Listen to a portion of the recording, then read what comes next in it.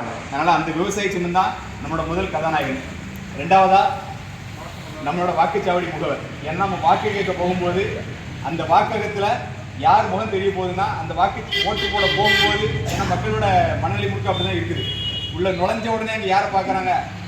இந்த 3 கதாநாயகர்களையும் இன்னும் நமக்கு இருக்கிறது அதிகபட்சம் ஒரு 50 நாள் இருக்கும். அந்த 50 நாளுக்குள்ள எல்லா வீடுகள்லையும் அம்பாசமுத்திரம் சட்டமன்ற தொகுதியில் இருக்கிற ஒரு வீடு கூட தவறாமல் நம்ம கொண்டு போய் சேர்த்துடணும். சேர்த்ததுக்கு அப்புறம் அவங்க வாக்களிக்கிறாங்க, வாக்களிக்கல அதெல்லாம் ரெண்டாவது. ஆனால் நம்ம வேலை என்னன்னா கொண்டு போய் சேர்க்கறது, வாக்களிக்க வைக்கிறது. அவனை வேற யோசிக்கையோட கூடாது. கடைசியாக கொண்டு 500 ரூபா, என்ன முந்தின நாள் தான் கொண்டு கொடுக்க போகிறாங்க, 500 ரூபா 1000. அந்த 500 1000 கொண்டு கொடுக்கும்போது யார் ஞாபகம் ஞாபகம் வரணும்னா அந்த வாக்குச்சாவடி முகோட ஞாபகமோ, நம்ம வேட்பாளரோட முகத்தோட ஞாபகமோ, நம்மளோட விவசாய சின்னத்தோட முகமும் தான் நிச்சயம் ஞாபகம் வரணும். இதை ஞாபகம் வர வச்சுட்டோம் அப்படின்னா நம்ம ஜெயிச்சிட்டோம். அந்த வெற்றிக்கு தான் நிச்சயம் நம்ம முழுமையாக பாடுபடணும். அதுக்காண்டி தான் அந்த வேலையை எப்படி செய்ய போகிறோங்கிற திட்டமிடலுக்காக தான் அந்த கலந்தாய்வு. முதல்ல இந்த திட்டமிடல் குறித்து நமது மூத்தவர் ஐயா பர்ணவாஸ் அவர்கள் நம்மிடையே அவரது கருத்துக்களை பகிர்வார்கள். இது அவருக்கு மட்டும் இல்லை, எல்லாருக்குமே வாய்ப்பு இருக்குது. எல்லாரும் ஒரு 2 நிமிஷத்துக்கு ஏதாவது யோசிச்சிருக்கீங்க. எல்லாரும் 2 நிமிஷம் பேச போகிறோம். ஏதாவது உங்களுக்கான கருத்து, உங்கள் ஊரில் நம்ம வாக்கு கேட்க வர போகிறோம், என்ன செய்யணும் உங்கள் ஊரில், இன்னும் ஓட்டு போட போகும்போது நான் சொன்னது ஞாபகம் இருக்கணும், இன்னும் அவனுக்கு ஞாபகம் இருக்கணும். என்ன ஆனாலும் சரி, நீங்கள் வாக்குச்சாவடி முகவரை பார்த்தவொடனே வந்து எழுதிடணும். தன்னால் விவசாயத்துக்கு ஓட்டு போட்டு வெளில போயிடணும். வேறு எதுவுமே யோசிக்கக்கூடாது. 500 1000 ஞாபகமே வரக்கூடாது. அதுக்கு என்ன செய்யணும், அதான் நம்மளோட வேலை. அதுக்கான திட்டத்தை 2 நிமிஷம் எல்லாம் ஞாபகம் யோசிச்சிருக்கீங்க. முதல்ல ஐயா பர்ணவாஸ் அவர்கள். அனைவருக்கும் தந்தைகள் வேட்பாளர்களுக்கும் கடுமையான வணக்கம். நான் வந்து 2017 சேர்ந்தேன். சேர்ந்ததுக்கு அப்புறம் வந்து 2019, 2021, 2024 3 தேர்தல்களில் நாங்கள் பணியாற்றியிருக்கோம். இந்த அனுபவத்தை எப்படி சொல்லணும்னா, ஒரு கலந்தாய்வு நடக்கிற நேரத்தில் இருக்கிற ஒரு ஆர்வம், நீங்கள் கொடுக்குற ஒரு வாக்குறுதி, இது எல்லாமே அந்த கட்டம் வரும்போது மறந்து போயிடுது, மறந்து போயிடுது. நாம் எப்போ என்ன மனநிலையில் இருக்கோமோ, இந்த தம்பி சிவசங்கரை எப்படியாவது வெற்றி வாங்கி கூட வைக்கணுங்கிற உறுதியோடு நமக்கு கூடியிருக்கிறோம். இந்த உணர்வு வந்து அந்த கடைசி நேரம் நம்ம வாக்கு செலுத்துகிற வரைக்கும் இந்த உணர்வு இருக்கிறோம்.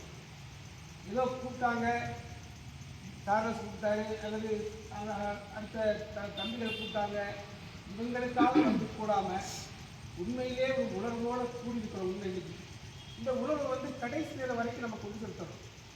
இறுதி கட்ட வாக்கு செலுத்துகிற நாள் வரைக்கும் நம்முடைய உணர்வு குன்றாமல் பார்த்துக்கணும்.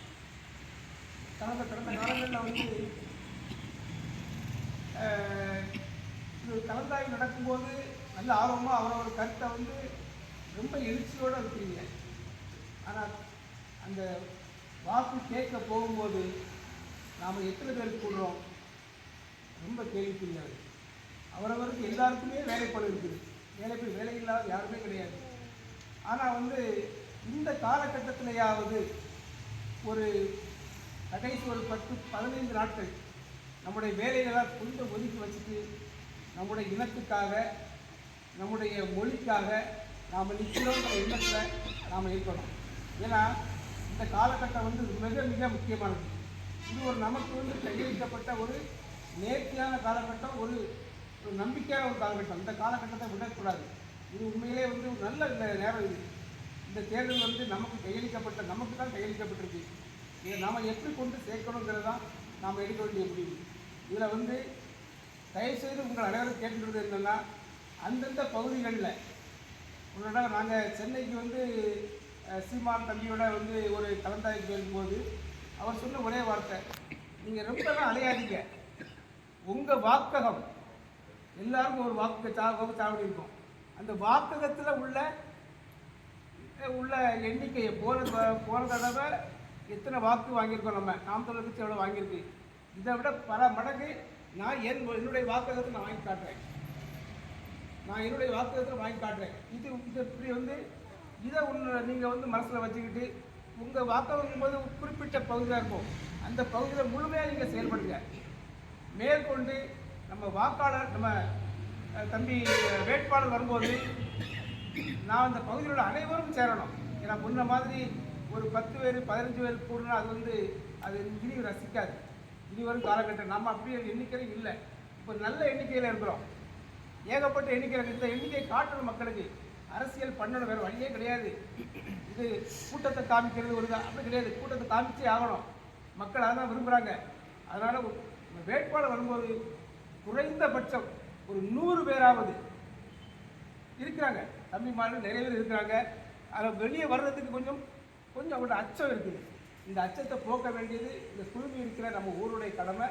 இந்த மனசில் வச்சுக்கிட்டு நம்ம வேட்பாளர் வருகிற நேரம், ஏன்னா டெய்லி தினமும் நம்ம பகுதிக்கு வர முடியாது, வரலை. அம்பாசமுத்திரம் தொகுதி முழுக்க அவர் அலையணும். அதனால் நம்ம பகுதிக்கு வரும்போது உங்களுக்கு எப்பப்போ வருவாருங்கிறத உங்களுடைய பகுதியில் சொல்லிடுவோம்.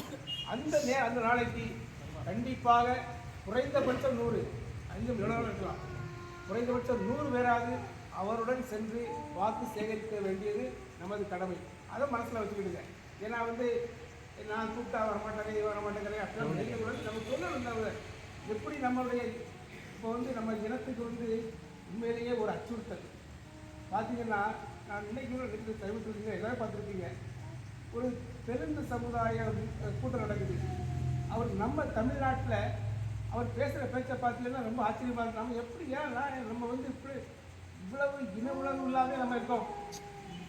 நம்மளை இருக்கவும் நம்மளை விரட்டிலும் பிடிக்கிறான், கொண்டு விடுவேங்கிறான். அப்படி இதெல்லாம் கேட்டுட்டு நம்ம சகிச்சுட்டு போயிட்டு இருக்கோம். இதே வார்த்தையை நம்ம கர்நாடகாவிலேயோ ஆந்திராவிலேயோ கேரளாவிலேயோ பேச முடியுமா? பேசிட்டு வெளியே வர முடியுமா? ஆனால் எவ்வளோ துணிச்சலாக பேசுகிறாங்க. அதெல்லாம் கேட்டுட்டு நம்ம மூச்சு கட்டாமல் இருக்கோம். அது கடந்து போயிட்டே இருக்கோம். இந்த ஒரு தன்மான இழப்பை இதை தன்னம்பிக்கை ஒரு உணர்வு கொண்டு வர வேண்டியது நம்மளுடைய கடமை.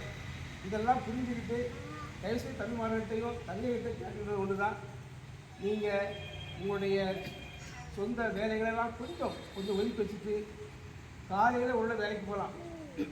சாயங்காலம் ஒரு 4-5 மணிலேருந்து கிட்டத்தட்ட ஒரு 9 மணி வரைக்கும் நாம் கட்டாயம் நம்முடைய பங்களிப்பை செலுத்தியே ஆகணும். அதை மாற்றுக்கருத்தே இல்லை.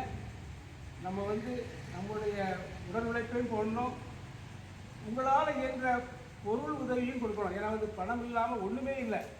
பணத்தை வச்சு தான் இப்போ நடக்குது. பணம் ஒரு பெரிய காரியம். ஒரு ஒரு மைக் செட் வைக்கிறதுக்கோ, ஒரு வாகனத்தை ஏற்பாடு பண்ணுறதுக்கோ, வாகனத்தோடு வரும்போது அந்த பெண்மர்களுக்கு ஒரு தேநீர் கொடுக்கறதுக்கோ எல்லாத்துக்குமே பணம் முக்கியம். அதனால் உங்களால் இயன்ற பண உதவி செய்யணும். முடிந்தால் பொருள் உதவி, வாகன உதவி, இதெல்லாம் உங்களால் முயற்சி செய்ய, உங்களோட பகுதிகளில் இது நிறைவாக வேலை செய்ய, இது என்னுடைய தாழ்மையான வேண்டுகோள். ஏன்னா கடந்த தேர்தலில் நான் ஒன்று சொல்லணும். இல்லை உட்காந்துருக்காரு சுவாமிநாதன்கிற மனிதர். இவர் பார்த்த வேலை நம்மகிட்ட நிறைய பேர் பார்க்கவே இல்லை. நம்ம இளைஞர்கள் பார்க்கல. இவரெல்லாம் கடைசி நேரத்துலலாம் வீரவர்களூரில் துண்டறிக்கை கொடுக்கும்போது வெயில் அடுத்த வெயில் அப்படி வேறையாக சுட்டுது. நான் இவரை பார்த்தவங்க நான் எனக்கு பார்த்துட்டே எனக்கு முடியலை.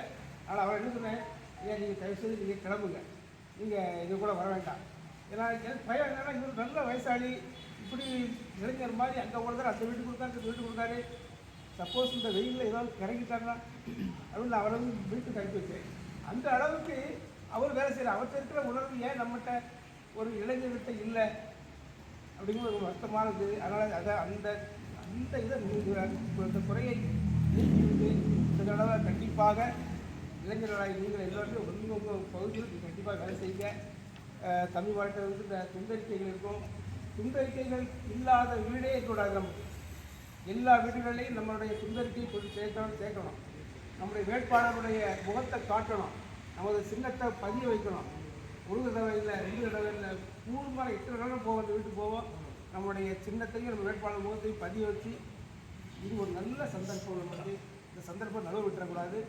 நீங்கள் எல்லாருமே தயவுசெய்து இதில் இன்னும் கொஞ்சம் ஆர்வத்தோடு நீங்கள் ஈடுபடுவீர்கள் என்று நம்பி இருக்கிறேன். வணக்கம்.